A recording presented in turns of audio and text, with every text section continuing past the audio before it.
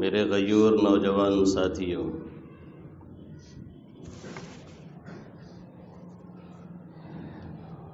یہ ایک انسانی فطرت ہے اور ہر شخص کے اندر یہ بات ودیعت رکھی گئی ہے کہ وہ دوسروں کو اپنی قدر و قیمت کا احساس دلانا چاہتا ہے۔ ہر شخص یہ چاہتا ہے کہ دوسرا شخص اس کی اہمیت، اس کی قدر محسوس کرے اور اس کو مقام اور مرتبہ عنایت فرمائے۔ ہر شخص کی خواہش یہ ہوتی ہے کہ ہم دوسروں کے دلوں میں جگہ پا جائیں۔ اس کے لیے لوگ عجیب عجیب حرکتیں بھی کرتے ہیں اور نہ معلوم کتنے حربے اور طریقے اختیار کرتے ہیں، اور بہت سے لوگ بہت سے فرضی واقعات اور بہت سی اس طرح کی باتیں گڑھ کر کے بیان کرتے ہیں مجلسوں میں، اور اس انداز سے بگاڑتے ہیں کہ سننے والا یہ سمجھے کہ وقت کے صلاح الدین اور وقت کے محمد العثمانی فاتح قسطنطینیہ یہی نمودار ہوئے۔ یہ طریقہ ہم میں سے ہر شخص کا تقریباً رہتا ہے۔ ہر ایک کی خواہش یوں ہی لگتی ہے کہ ہماری قدر و قیمت کا احساس لوگوں کو ہو جائے، اور ہونا بھی یہی چاہیے کہ اگر واقعتاً ہمارے اور آپ کے دلوں میں کسی کی قدر و قیمت کا احساس ہے تو اس انداز سے اسے بھی احساس دلایا جائے کہ وہ یہ سمجھے کہ یہ ہم کو اہمیت دے رہے ہیں۔ آقا مدنی صلی اللہ علیہ وسلم کا معاملہ اپنے صحابہ کرام رضوان اللہ تعالی علیہم اجمعین کے ساتھ اسی طرح کا تھا۔ کوئی شخص کسی مصیبت میں گرفتار، کوئی شخص مصائب کا مارا ہوا، کوئی شخص پریشانیوں میں الجھا ہوا، آقا صلی اللہ علیہ وسلم کے پاس آتا اور اپنی پریشانی اور مصیبت بیان کرتا تو آپ صلی اللہ علیہ وسلم یہ انداز اپناتے اور یہ طریقہ اختیار کرتے کہ اسے یہ محسوس ہوتا کہ یہ مسئلہ خود اس کا نہیں ہے بلکہ آپ صلی اللہ علیہ وسلم کا بھی ہے۔ آقا مدنی صلی اللہ علیہ وسلم دوسروں کے دکھ درد، دوسروں کے غم اور کرب میں ایسے ہی شریک ہوا کرتے تھے جیسے دوسروں کو خوشیاں بانٹنے میں شریک ہوتے تھے۔ یہ خصوصی طریقہ میرے نبی محترم محمد عربی صلی اللہ علیہ وسلم کا تھا، اور جب یہ طریقہ کوئی اپناتا ہے تو یقین مانیے کہ اگر برمحل اور برموقع یہ طریقہ اختیار کیا جاتا ہے تو پھر آدمی سامنے والے کے دل دماغ میں اتر جایا کرتا ہے۔ جب اس کو یہ سمجھ میں آتا ہے کہ یہ ہمارے دکھ درد میں بھی برابر کے شریک ہے اور یہ ہمارے لیے دعا کرتے ہیں اور یہ ہماری خیر خواہی چاہتے ہیں، تو پھر دلوں میں ایک جگہ بنتی ہے۔ آپ صلی اللہ علیہ وسلم اکثر ایسا ہوتا کہ آپ اپنی مجلس میں تشریف فرما ہیں، صحابہ کرام سے گفتگو چل رہی ہے، صحابہ کرام کو کچھ نصیحتیں کی جا رہی ہیں، آپ صلی اللہ علیہ وسلم ان سے کچھ باتیں کر رہے ہیں، اتنے میں کوئی بدوی صحابی آئے، کوئی دیہاتی صحابی آئے، اور ظاہر ہے ایسے لوگ آداب مجلس سے واقف نہیں ہوتے ہیں، آ کر کے کھڑے کھڑے انہوں نے کوئی سوال ڈال دیا، آ کر کے انہوں نے کچھ پوچھ لیا۔ آپ صلی اللہ علیہ وسلم نے جو اپنے ہیں وہ جانے والے نہیں، ان کو روک کر کے دوسرے کو کچھ نصیحت کی اور اس کے بعد پھر اپنی بات مکمل کی۔ ایسا آپ صلی اللہ علیہ وسلم ایسے لوگوں کے ساتھ کیا کرتے تھے۔ آقا کا تو پوچھنا ہی کیا ہے، آپ صلی اللہ علیہ وسلم کا جو تحمل ہے، آپ کی جو بردباری ہے، آپ کے جو اخلاق کریمانہ نہیں اخلاق عظیم ہے، وَإِنَّكَ لَعَلَىٰ خُلُقٍ عَظِيمٍ، میرا نبی صرف اخلاق ہی پر نہیں فائز ہے، سب سے بلند اخلاق پر فائز ہے۔ ایک خلق حسن ہوتا ہے، ایک خلق کریم ہوتا ہے، ایک خلق عظیم ہوتا ہے۔ میرا نبی خلق عظیم پر فائز ہے۔ ان تینوں باتوں کی تشریح ہم نے کبھی کی تھی، پھر کبھی کریں گے انشاءاللہ العزیز۔ آپ صلی اللہ علیہ وسلم کا یہ مزاج اور یہ تحمل تو اتنا بڑا ہوا تھا کہ اسے الفاظ میں بھی شاید نہیں لایا جا سکتا ہے، اور بعض واقعات آپ کے ایسے ہیں کہ جس پر ہم اور آپ عمل بھی نہیں کر سکتے ہیں۔ آپ کی سیرت کا وہ ایک خاص حصہ ہے، لیکن صحابہ کرام کو بھی آپ صلی اللہ علیہ وسلم نے اسی انداز سے ڈھالا تھا۔ ان کے اندر بھی آپ صلی اللہ علیہ وسلم نے اپنے اخلاق کو رچایا اور بسایا تھا، اور ان کو بھی اسی لائن پہ لا کر کے کھڑا کیا تھا کہ وہ لوگ بھی اسی طرح سے اپنے ساتھیوں کے ساتھ اور اپنے بیٹوں کے ساتھ، اپنے گھر والوں کے ساتھ، اپنے ماحول میں رہنے والوں کے ساتھ معاملہ کیا کرتے تھے، اور ہمیشہ ان کے دکھ درد میں اور ان کی اچھائیوں میں شرکت کر کے یہ بتلا دیا کرتے تھے کہ ہم بھی آپ کے ساتھی ہیں اور آپ کے شریک ہیں اس معاملے میں۔ میں یہاں ایک واقعہ نقل کرنا چاہتا ہوں۔ غزوہ تبوک کا موقع ہے، آقا مدنی صلی اللہ علیہ وسلم سب سے آخری جنگ کے لیے اپنے نکل رہے ہیں۔ اس کے بعد کوئی اور جنگ آپ صلی اللہ علیہ وسلم نے نہیں کی ہے۔ رومیوں سے مقابلہ ہے جہاں لاکھوں لاکھ فوج جمع ہو رہی ہے، سب سے زیادہ مشقت اور مصیبت والا یہ غزوہ دکھ رہا ہے۔ آقا نے عام اعلان کا کوچ کیا ہوا ہے، پہلے ہی سے اعلان غزوے کے لیے جاری کر دیا گیا ہے، اور چندے پہ چندہ ہو رہا ہے، قابل فروخت اشیاء بھی جمع کی جا رہی ہیں، لوگ پیسے وغیرہ بھی لا کر کے دے رہے ہیں۔ عثمان غنی دینار پہ دینار لا رہے ہیں، آقا اٹھا کر کے اچھال کے کہتے ہیں اب اس کے بعد عثمان کے لیے کسی عمل کی ضرورت نہیں ہے، اتنا وہ چندہ لے کر کے آتے ہیں۔ آقا مدنی صلی اللہ علیہ وسلم نے اس طرح سے اعلان کیا ہوا ہے، لیکن حالات کافی خطرناک ٹائپ کے ہیں۔ ایک طرف بہت بڑی فوج سے مقابلہ ہے جو کیل کانٹے سے پوری طرح سے لیس ہے، دوسری طرف صحابہ کرام رضوان اللہ تعالی علیہم اجمعین کا صرف 30,000 کا لشکر ہے، اور وہ بھی پوری طرح سے مسلح سب لوگ نہیں ہو سکتے ہیں۔ اتنی زیادہ وہاں فراوانی نہیں ہے، اتنے زیادہ وہاں اسلحے نہیں ہیں، اتنی زیادہ وہاں پر تعداد نہیں ہے۔ آپ صلی اللہ علیہ وسلم نے کوچ کا اعلان کیا۔ حضرت کعب بن مالک خود کہتے ہیں کہ اس وقت میری حالت جتنی اچھی تھی ایسے پہلے کبھی نہیں تھی۔ میرے پاس دو سواریاں تھیں، میرے ذہن و دماغ میں یہ تھا کہ میں کبھی بھی نکل کر کے غزوے میں آپ صلی اللہ علیہ وسلم کے ساتھ شریک ہو سکتا ہوں، کیونکہ میری حالت اس وقت بہت اچھی ہے۔ ایک طرف فصل پکنے کو تھی، ایک طرف کھجوریں توڑے جانے کو تھی، اور دوسری طرف اس گرمی کے عالم میں سینکڑوں کلومیٹر دور کا سفر کرنا تھا۔ اسی پسو پنج میں ٹہل رہا تھا اور یہ سوچتا رہا کہ کل تیاری کر لوں گا، پرسوں تیاری کر لوں گا، نرسوں تیاری کر لوں گا، پھر آپ صلی اللہ علیہ وسلم کے ساتھ نکل جاؤں گا۔ ایک دن ایسے ہی نکلتا رہا، یہاں تک کہ ایک صبح یہ معلوم ہوا کہ آپ صلی اللہ علیہ وسلم کوچ کر گئے۔ میں نے سوچا کہ میرے حالات بہت اچھے ہیں، کل کو میں بازار جاؤں گا، اسلحے وغیرہ کچھ لوں گا، اور اس کے بعد تیزی سے پیچھا کر کے آپ کی مجلس تک پہنچ جاؤں گا اور لشکر کو میں پالوں گا۔ دوسرے روز میں بازار گیا، وہاں پہ کوئی میٹر کھڑا ہو گیا، میں اپنا کام پورا نہیں کر سکا، واپس چلا آیا۔ میں نے کہا کل انشاءاللہ جاتا ہوں اور تیاری کر کے پھر میں لشکر کو پالوں گا۔ کل میں پھر بازار گیا، پھر کوئی دقت پیش آئی، میں پھر واپس چلا آیا۔ اس طریقے سے 2-3 دن جب گزر گئے لگاتار، تو پھر میں اب سوچنے لگا کہ اب میں کہاں جاؤں گا اور کہاں ملاقات ہوگی۔ یہ سوچ کر کے میں نہیں گیا اور میں مدینے ہی میں ٹھہر گیا۔ اب میں بازار میں جاتا ہوں تو وہاں صرف 2 قسم کے لوگ دکھائی دیتے ہیں۔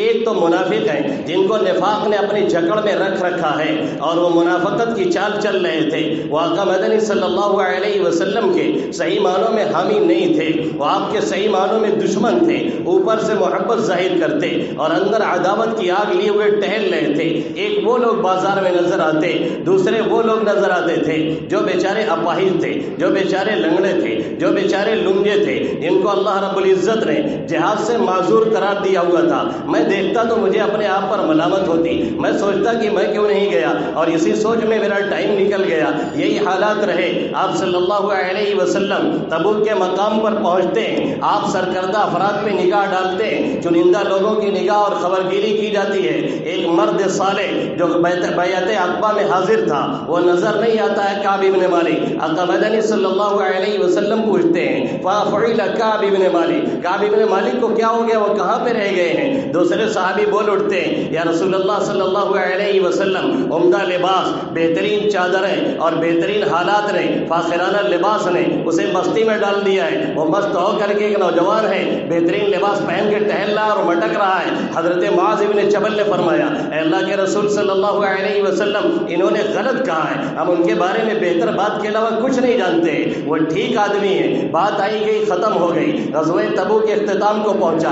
آپ صلی اللہ علیہ وسلم نے واپسی شروع کی. کعب ابن مالک کہتے ہیں اب کھلبلی مچی کہ آپ آئیں گے تو ان سے کیا کہا جائے گا, آپ تشریف لائیں گے تو کون سا عذر پیش کیا جائے گا, آقا جب مدینہ پہنچیں گے تو ہم ان سے کیا جواب دیں گے. کچھ لوگوں سے میں نے مشورہ بھی کیا. آخر میں میرے دل و ضمیر نے یہ کہا کہ سچ کے علاوہ کوئی چارہ کار نہیں ہے. جو بات حقیقت ہے وہ آقا مدنی صلی اللہ علیہ وسلم کو بتا دینا. جو بات سچ ہے وہ آپ صلی اللہ علیہ وسلم سے کہہ دینا. کوئی لگ لپیٹ نہیں, کوئی جھوٹ نہیں, بالکل صاف لفظوں میں اپنی باتیں آپ صلی اللہ علیہ وسلم سے کہنا ہے. آقا تشریف لاتے ہیں, مسجد نبوی میں جاتے ہیں, جو معمول ہے 2 رکعت نماز پڑھتے ہیں, مختصر سی دعا مانگ کر کے پھر وہیں پر تشریف فرما ہوتے ہیں. ملنے والے ملنے کے لیے آتے ہیں, منافقین آتے ہیں, اپنا عذر بیان کرتے ہیں اور عذر بیان کر کے ہنستے ہوئے نکل جاتے ہیں کہ ہم تو کامیاب ہو گئے, جھوٹ پہ جھوٹ بول رہے ہیں. آقا فرماتے ہیں تمہارے ظاہر کو میں قبول کر رہا ہوں, باطن اللہ کے حوالے کر رہا ہوں. اتنے میں میری باری آئی. میں جیسے ہی آقا مدنی صلی اللہ علیہ وسلم کے سامنے پہنچا, تبسم المغضب, آپ صلی اللہ علیہ وسلم ایسے مسکرائے جیسے ایک غصے آور مسکرایا کرتا ہے. غصے کی حالت میں کبھی کبھی جو مسکراہٹ ہوتی ہے, آقا نے ایسے مسکراہٹ لی. اس کے بعد میں قریب پہنچا, آقا مدنی صلی اللہ علیہ وسلم کو سلام کیا. آپ نے میرے سلام کا ٹھیک سے جواب بھی نہیں دیا. اس کے بعد آقا پوچھتے ہیں کہ آپ کہاں رہ گئے تھے اور کیا معاملہ ہوا تھا اور کون سا عذر تھا؟ میرے پاس کوئی عذر نہیں تھا. میں نے کہا اللہ کے حبیب صلی اللہ علیہ وسلم, کہیں اور ہوتا تو جھوٹ بول دیتا, کہیں اور ہوتا تو زبان درازی کر کے نکل جاتا. میں ایک زبردست شاعر ہوں, ایک فصیح اللسان انسان ہوں, بولنے پہ مجھے قدرت ہے. کہیں اور ہوتا تو کچھ عذر بیان کر کے میرا کام چل جاتا. لیکن مجھے معلوم ہے کہ میں آپ کی جناب میں ہوں. آج اگر کوئی عذر ظاہر کر کے یہاں سے بناوٹ کر کے نکل جاتا ہوں, کل کو اللہ سب کچھ پول کھول دے گا اور آپ کو بتا دے گا. اس لیے میں نہیں چاہتا کہ یہاں پہ کوئی جھوٹ بولو. سچ بات یہ ہے میری حالت سب سے اس وقت بہتر تھی, اور زندگی اب تک جو میری حالت رہی ہے اس حالت میں سب سے بہتر میری حالت تھی. میرے پاس 2 سواریاں تھی, میں نکلنا چاہ رہا تھا, نہیں نکل سکا. آپ صلی اللہ علیہ وسلم نے فرمایا اب یہاں مجلس سے باہر جائیے. جب تک اللہ کوئی فیصلہ نہیں کرتا ہے تب تک آپ کو حاضری کی اجازت نہیں. ہماری مجلس میں بوجھل قدموں سے آپ باہر جاتے ہیں, آپ کے دل دماغ بوجھل ہو جاتے ہیں, آپ باہر نکلتے ہیں, اور جب باہر جاتے ہیں ساتھی لوگ ملتے ہیں, کہتے ہیں آپ کو بولنا تو آ رہا تھا, آپ کو کہنا تو آ رہا تھا, آپ کو بات بنانے تو آ رہی تھی, آپ نے کچھ عذر کر دیا ہوتا, اللہ کے حبیب صلی اللہ علیہ وسلم سن لیتے, پھر آپ اللہ سے معافی مانگ لیتے, آپ کا کام چل جاتا. اللہ بہت معاف کرنے والا ہے. کہتے ہیں لوگوں نے اتنی سرزنش کی کہ میرا ارادہ بدلنے لگا, میں ہمت ہارنے لگا. سوچا جا کے آقا مدنی صلی اللہ علیہ وسلم سے میں پھر کوئی عذر بیان کر کے اس پرخار وادی سے نکل جاؤں. پھر میں نے یہ سوال کیا کیا یہ معاملہ کسی اور کے ساتھ ہوا ہے؟ پتہ چلا ہاں, بدری صحابی جو ہمارے اور آپ کے لیے نمونہ اور ان کے لیے بھی نمونہ تھے, 2 صحابی ایسے ہیں جنہوں نے یہ جملہ کہا ہے. ہلال ابن امیہ, مرارہ ابن ربی, انہوں نے بھی یہ بات کہی ہے. انہوں نے کہا کہ پھر میں نے اپنا ارادہ بدلا اور میں نے سوچا کہ اب اسی حال میں رہوں گا جب تک کہ اللہ کا فیصلہ نہ آ جائے. اب ہم لوگ گھروں میں ہیں, ہم لوگ بازار میں نکل رہے ہیں, چند دن گزرے ہیں, آقا مدنی صلی اللہ علیہ وسلم کا یہ پیغام لوگوں کے نام آتا ہے کوئی کعب سے بات نہ کرے, کوئی ہلال ابن امیہ سے بات نہ کرے, کوئی مرارہ ابن ربی سے بات نہ کرے. اب ہم پر قیامت گزرنا شروع ہوتی ہے. ہم گھر سے نکلتے ہیں, ہم ایک نوجوان آدمی ہیں, ہمارے 2 ساتھی وہ بوڑھے ہو گئے تھے, وہ گھر پہ رہتے, وہ راہبوں کی طرح زندگی گزارتے, وہ اللہ کی جناب میں روتے, باہر ان کو نکلنے کی کوئی خاص ضرورت بھی نہیں. میں ایک نوجوان آدمی گھر میں کب تک بیٹھا رہتا؟ میں باہر نکلتا، لوگوں سے سلام کرتا، لیکن وہ لوگ نہیں اب تھے جو میرے سلام کا جواب دیتے۔ در و دیوار اجنبی بن گئے تھے، لوگوں سے شنائشائیاں ختم ہو چکی تھیں، آسمان بھی پہچاننے کے لیے تیار نہیں، زمین بھی جگہ دینے کے لیے تیار نہیں۔ میں باہر جاتا ہوں، لوگوں سے بار بار ملاقات ہوتی ہے، بار بار سلام کلام ہوتا ہے، کوئی جواب دینے کے لیے تیار نہیں ہوتا۔ آقا کی مجلس میں جاتا ہوں، سلام کرتا ہوں، پھر غور سے دیکھتا ہوں آقا نے جواب کے لیے لب بھی ہلائے کہ نہیں ہلائے۔ لگتا یہ ہے کہ آقا نے جواب نہیں دیا، اس انداز سے آقا جواب دے رہے ہیں۔ آقا کو چپکی چپکی نگاہوں سے دیکھتا ہوں، چوری چوری آقا کو دیکھتا ہوں، آقا بھی مجھے دزدیدہ نگاہوں سے دیکھتے ہیں۔ جب میں آقا کے چہرے انور پہ نگاہ ڈالتا ہوں، آقا دوسری طرف اپنا چہرہ پھیر لیتے ہیں۔ میرے دل پہ کیا گزرتی ہوگی یہ سمجھا جا سکتا ہے۔ اسی حالت میں دن پہ دن گزرتے رہے، دن پہ دن گزرتے رہے۔ اچانک ایک مصیبت اور آ کھڑی ہوئی۔ ایک نصرانی آدمی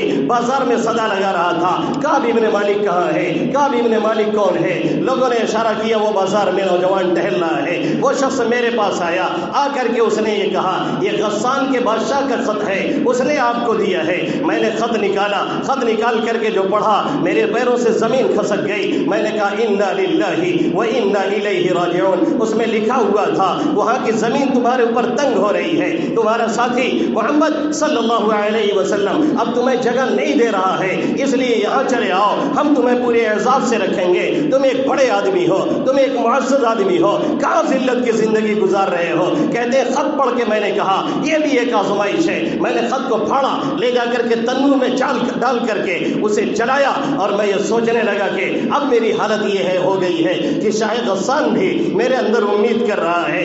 اسی حالت میں میں چل رہا ہوں، باہر نکلتا ہوں، کوئی پہچاننے کے لیے تیار نہیں، سلام کرتا ہوں، کوئی جواب دینے کے لیے تیار نہیں۔ گھر جاتا ہوں، در و دیوار اجنبی سے لگتے ہیں، وہ دیوار جن سے ایک بہت شناسائی ہے وہ بھی کاٹنے کے لیے دوڑ رہی ہے، وہ زمین جس پہ چلا کرتا تھا وہ زمین جگہ دینے کے لیے تیار نہیں ہے، وہ آسمان جس کے سائے میں زندگی گزار رہا تھا وہ آسمان بھی سایہ کرنے کے لیے تیار نہیں ہے۔ اسی صورتحال میں تقریباً 1 مہینہ گزرتا ہے، آقا کا قاصد آتا ہے، دروازے پہ دستک دیتا ہے، دستک دے کے کہتا ہے کہ آقا مدنی صلی اللہ علیہ وسلم کا قاصد ہوں، میں امید لیے باہر نکلتا ہوں۔ 1 مہینہ گزر چکا ہے، ہو سکتا ہے توبہ نازل ہو گئی ہو سکتا ہے توبہ قبول ہو گئی ہو۔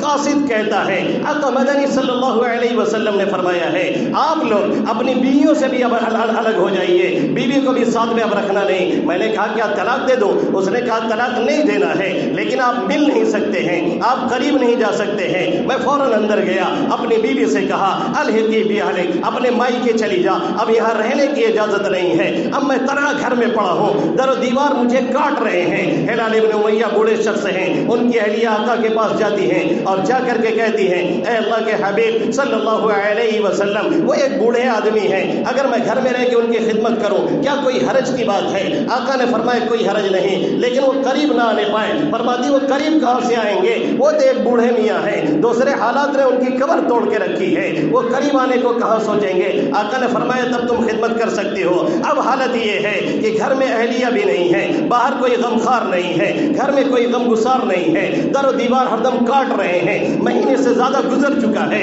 آقا مدنی صلی اللہ علیہ وسلم بول نہیں رہے ہیں، سلام کا جواب مل نہیں رہا ہے۔ کہتے ہیں سوچتے سوچتے میں اپنے عمزاد ابو قتادہ کے پاس پہنچا جو میرے چچا زاد بھائی تھے، جن سے بہت زیادہ کلوز معاملہ تھا اور بہت محبت تھی۔ وہ اپنے باغ میں کام کر رہے تھے، دیوار پھلانگ کر کے میں ان کی باغ میں گیا اور جا کر کے ان کو سلام کیا۔ سلام کا جواب بھائی نے نہیں دیا، میں نے بار بار سلام کیا، انہوں نے جواب نہیں دیا۔ میں نے کہا آپ کو میرے بارے میں کیا شک ہے، کیا میں غلط انسان ہوں؟ انہوں نے کوئی جواب نہیں دیا۔ میں نے کہا آقا نے منع کیا ہے، انہوں نے کوئی جواب نہیں دیا۔ میں نے تیسری مرتبہ پوچھا، انہوں نے کہا اللہ اس کا رسول بہتر جانتا ہے، میں کچھ نہیں بول سکتا۔ مجھے یہ قیامت گزری، میں کھڑا ہو کر کے رویا اور بلک بلک کے رویا، کافی دیر تک روتا رہا۔ اب سمجھ میں نہیں آ رہا ہے میں کہاں جاؤں، گھر پہ واپس ہوتا ہوں، وہاں اہلیہ نہیں ہے جو کچھ تسلی دے، در و دیوار مجھے کاٹنے کو دوڑ رہے ہیں۔ باہر نکلتا ہوں، کوئی سلام کا جواب نہیں دے رہا ہے۔ آقا کی مجلس میں جاتا ہوں، آقا چہرے انور پھیرے ہوئے ہیں، اب میں کدھر جاؤں؟ اسی حالت میں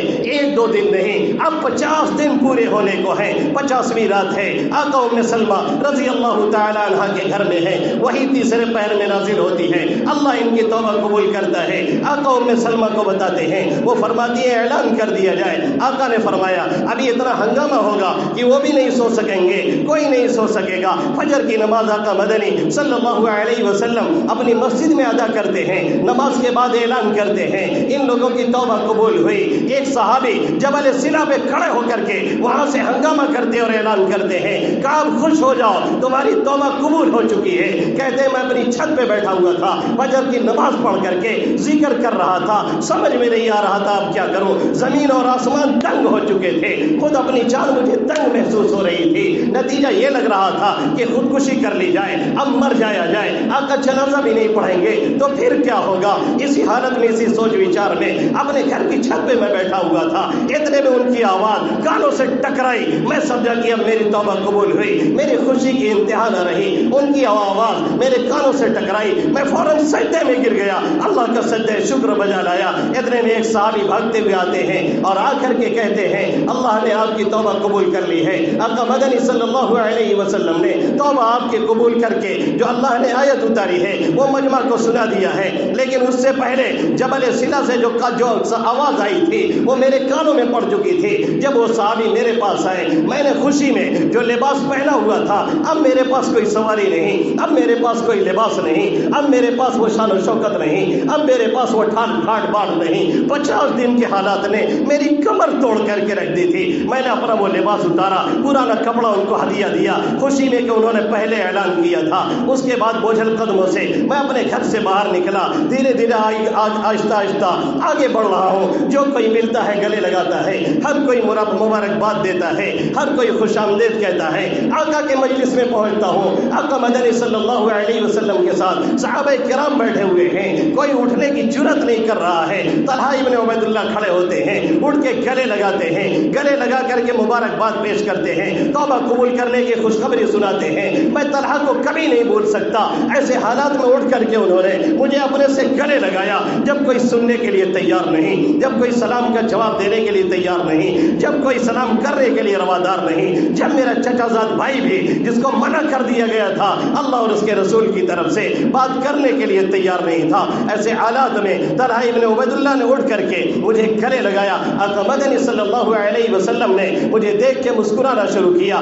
آقا جب مسکراتے تھے ایسا لگتا تھا 14ویں رات کا چاند کھل رہا ہے، در و دیوار پہ روشنی جگمگاتی تھی۔ آقا نے گلے لگایا، خوشخبری سنائی، آیت کریمہ نازل ہوئی، وعلى الثلاثة الذين خلفوا حتى إذا ضاقت عليهم الأرض بما رحبت وضاقت عليهم أنفسهم وظنوا أن لا ملجأ من الله إلا إليه ثم تاب عليهم ليتوبوا إن الله هو التواب الرحيم۔ آقا مدنی صلی اللہ علیہ وسلم نے فرمایا اللہ نے توبہ قبول کر لی ہے۔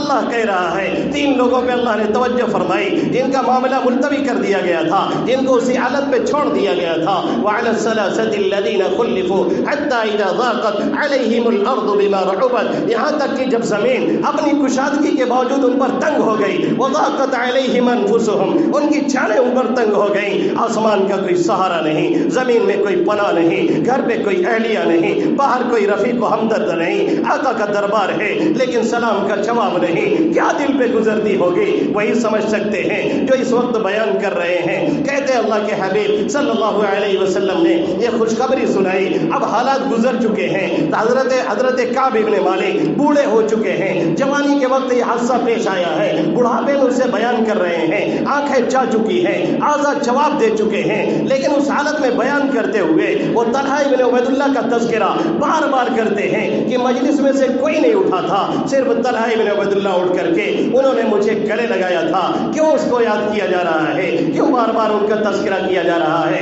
اس لیے کہ طلحہ ابن عبید اللہ نے اپنی اس مہارت کا استعمال کر کے ان کو گلے لگا کر کے اس آڑے وقت میں ان کا ساتھ دے کر کے یہ بتایا تھا کہ ہم آپ کے غم میں شریک تھے اور آپ کی خوشی سے ہمیں بھی خوشی ہوئی ہے۔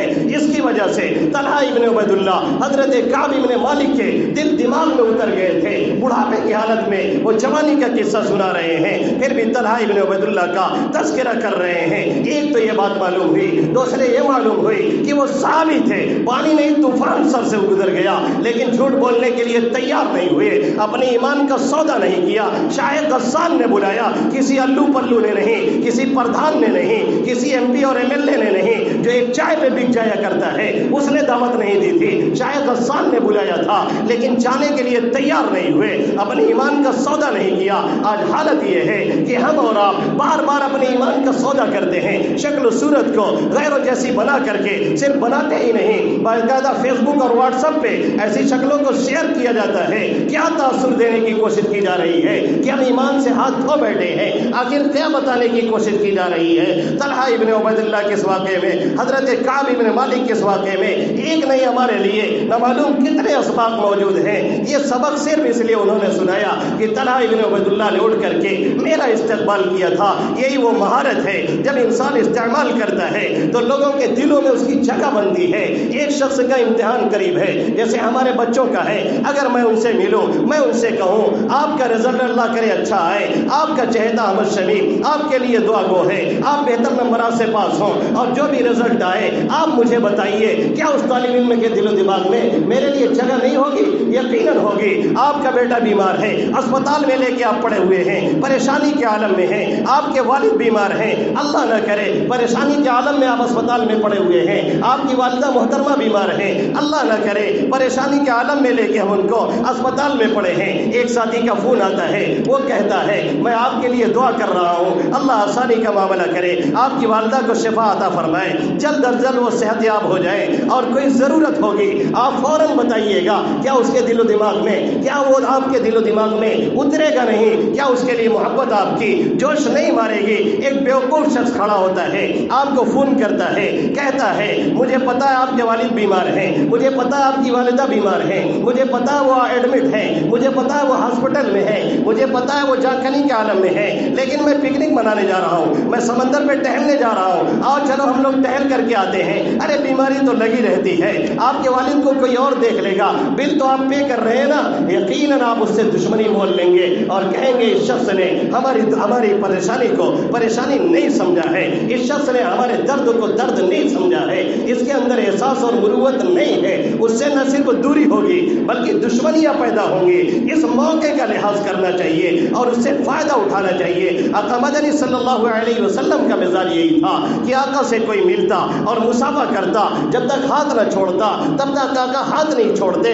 آقا کا مزاج یہی تھا، اگر کوئی آپ سے بات کرنا چاہتا آپ گھمنڈیوں کی طرح سے کرکی نہیں دیکھتے تھے، پوری طرح سے متوجہ ہو جاتے تاکہ وہ یہ سمجھتا کہ ہماری بات آقا پوری توجہ سے سن رہے ہیں، جس کا اخلاق اتنا اعلیٰ ہوگا اس کا رب گواہی کیوں نہیں دے گا؟ وَإِنَّكَ لَعَلَىٰ خُلُقٍ عَظِيمٍ، اور ان لوگوں کے دل و دماغ میں کیوں نہیں اترے گا؟ ہم بھی اگر یہی مہارت استعمال کریں یقیناً لوگوں کے دل و دماغ میں ہماری جگہ ہوگی اور آپ کی ہمارے دل و دماغ میں جگہ ہوگی، اور ایک دوسرے کے لیے دعائیہ کلمات اور جملے چلیں گے۔ اور اگر اس طرح سے نہیں کیا گیا تو پھر وہی بیوقوفی اگر کر دی گئی تو دشمنیاں مول لیتے ہیں لوگ ایک دوسرے سے اور دوریاں پیدا ہوتی ہیں۔ اللہ رب العزت ہم سب کو آقا مدنی صلی اللہ علیہ وسلم کے اخلاق شریفانہ اور کریمانہ کا کوئی شمہ اور حصہ نصیب فرمائے، آمین یا رب العالمین، وما علینا الا البلاغ المبین۔